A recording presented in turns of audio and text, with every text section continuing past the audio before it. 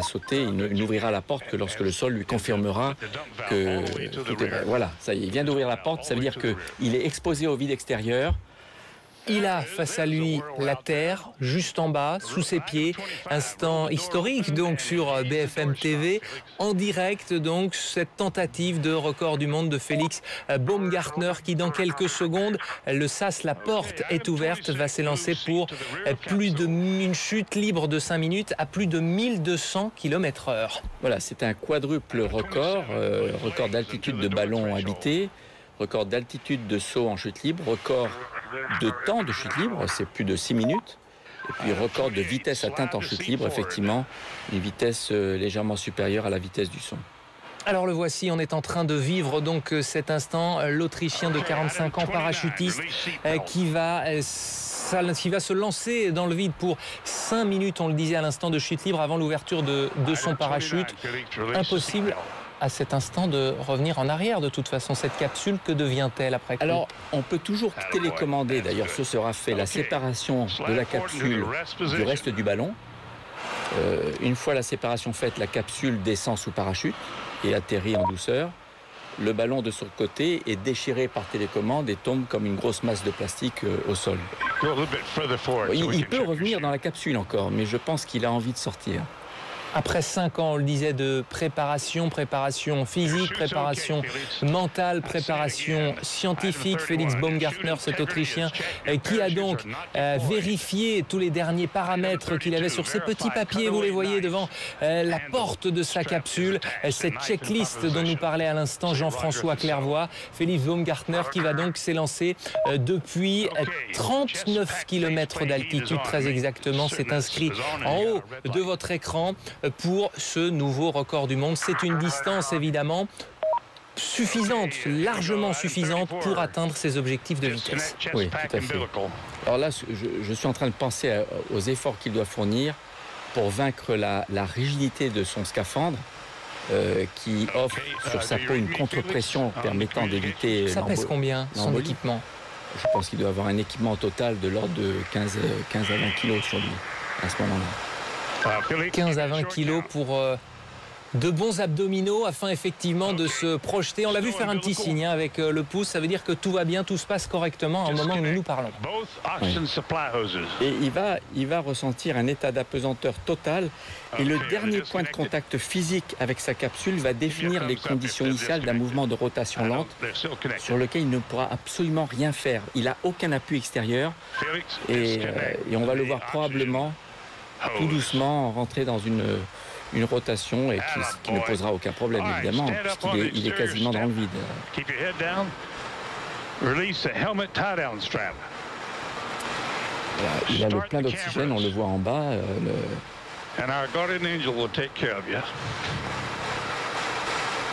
C'est vraiment une sortie dans l'espace, comparable à celle que tous mes collègues font depuis la Station spatiale internationale.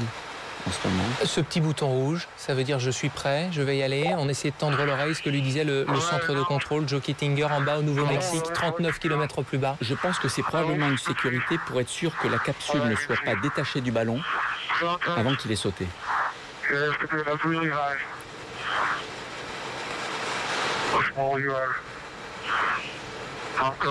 Il va réaliser un peu un fantasme que j'ai toujours eu d'astronaute, de rentrer à pied de l'espace. C'est parti, Jean-François Clairvoy.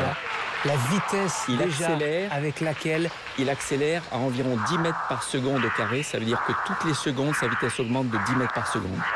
Si vous venez de nous rejoindre sur BFM TV, vous venez de le vivre en direct. Donc, ce grand saut dans le vide de Félix Baumgartner, le premier homme, peut-être dans quelques minutes, à franchir le mur du son en chute libre. Il y avait eu des essais dans les années 1960, pas vraiment validés. Il y avait une fusée des appareils en tous les cas. Et là, la vitesse, 1000 km/h déjà, Jean-François Clairvoy, astronaute à l'Agence spatiale européenne. Vous êtes avec nous sur BFM TV. On est dans quelques secondes seulement. Voilà, il est sonique maintenant. Il est sonique. Il est au-delà de la vitesse du son.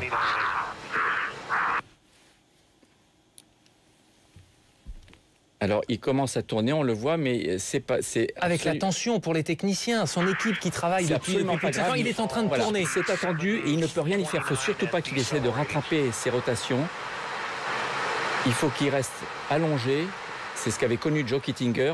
Les rotations ne sont pas encore trop importantes. Il se stabilise. Excellent. Donc, il a réussi à passer la phase la plus difficile, la phase transsonique. La stabilité aérodynamique n'est quasiment pas possible. C'est-à-dire impossible de lutter à cet instant. Le risque, quoi? C'est l'évanouissement? Le danger, c'est d'essayer de contrer des rotations avec des gestes similaires que l'on fait à basse altitude et en fait d'augmenter la vrille et de perdre connaissance. Là maintenant, il est stabilisé, donc c'est parfait. C'est extraordinaire.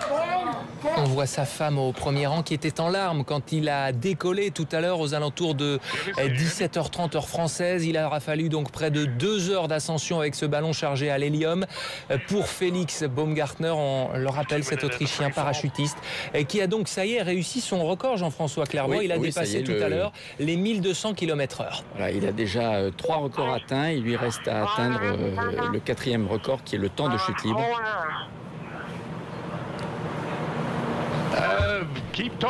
Il a l'air bien stabilisé et ce sera à lui d'ouvrir son parachute principal pour que le record soit homologué. On voit qu'il lui reste une bonne réserve d'oxygène.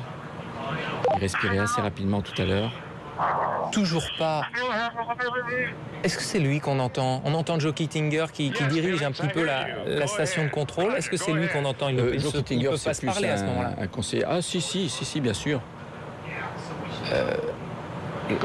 Cet homme à gauche, on le rappelle, si vous nous rejoignez sur BFM TV, qui avait tenté le même saut en 1960, l'épouse de Félix Baumgartner, qui est donc en pleine chute libre à peut-être 10 000 km désormais de la Terre. Il vient de s'élancer il y a 3 minutes 3 secondes très précisément, depuis 39 km d'altitude. Il vient d'entrer dans l'histoire puisqu'il est devenu le premier homme à franchir le mur du son en chute libre. Quels vont être ces prochaines minutes, quel va être son programme alors qu'il doit désormais ouvrir son parachute dans 2 minutes? Ça se fait automatiquement ou c'est lui qui doit exercer? C'est lui qui va l'ouvrir. Il va se stabiliser à une vitesse d'équilibre de l'ordre de 200 km/h. Et à 1000 ou 2000 mètres, je ne sais pas ce qu'il avait prévu, il ouvrira son parachute. Mais il est encore très haut, donc il lui reste au moins 3 minutes de chute. Je pense à mon ami français Michel Fournier. Qui sera en direct avec nous tout à l'heure, évidemment. Qui a l'équipement prêt pour réaliser le même saut à environ 40 km d'altitude et qui doit regarder celui-ci avec beaucoup d'attention. Après plusieurs tentatives passées et à venir, puisque vous êtes partie prenante dans ce projet, est-ce qu'un jour des Français viendront donc battre, alors il n'a pas été homologué, mais ce sera sans doute le cas, ce record de Félix Baumgartner? Là, c'est le parachute. Il ouvre le parachute. Alors, il l'ouvre quand même très tôt. C'est quand même c'est un record homologué, puisque Joe Kittinger n'a pas ouvert son parachute. Encore une fois, c'est son secours qui s'est ouvert automatiquement. Est-ce qu'on a l'altitude? Ce serait intéressant de savoir à quelle altitude il a ouvert son parachute. Puisque les statistiques, le programme en tout cas, si on peut dire ça comme ça, prévoyait 5 minutes de chute libre. Là, il y en a eu un petit peu plus de 4 minutes. L'image que vous voyez en direct en ce moment sur BFM TV est filmée depuis la Terre avec les appareils qui sont utilisés également pour la NASA. Vous nous le disiez tout à l'heure, pour suivre les navettes qui sont envoyées. L'image a changé. Oui, ce sont des télescopes, des vidéos munis de télescopes qui permettent de voir jusqu'à de très haute altitude beaucoup de détails et que la NASA utilise effectivement pour suivre la navette spatiale pendant sa montée vers l'espace le plus longtemps possible. Jean-François Clermont, astronaute à l'Agence spatiale européenne, est donc avec nous sur le plateau de BFM TV. Vous venez de vivre ce record du monde réussi pour Félix Baumgartner, l'Autrichien parachutiste, qui est donc devenu le premier homme au monde à franchir le mur du son avec des images impressionnantes, notamment quand il a tourné à plusieurs dizaines de milliers de kilomètres de la Terre. Et nous sommes en direct par téléphone avec Bertrand Piccard, le Suisse Bertrand